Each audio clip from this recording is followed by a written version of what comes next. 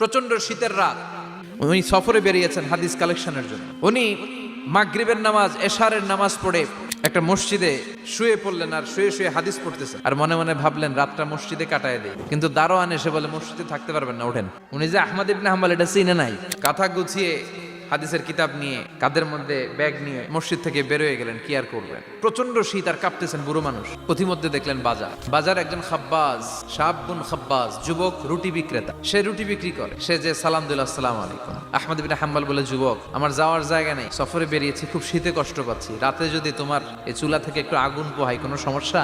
যুবক বলে, না না সমস্যা না, আহলান ওয়া সাহলান, বসে আমদের আসেন আসেন, আপনি আগুন পোহাইলে আমার সমস্যা কি? আল্লাহ শুকরিয়া করে উনি বসলেন আর আগুন পোহাচ্ছেন। আর খেয়াল করলেন যুবক রুটি বানায় আর পরে আস্তাগফিরুল্লাহ, রুটির দলা বানায় পরে আস্তাগফিরুল্লাহ, খামির বানায় আর পরে আস্তাগফিরুল্লাহ, খালি এইটাই পড়তেছে। ইমাম আহমদ ইবনে হাম্বল তো অবাক, কিরে এটা আবার কেমন যুবক, খালি আস্তাগফিরুল্লাহ। উনি প্রশ্ন করলেন, যুবক ঘটনা কি?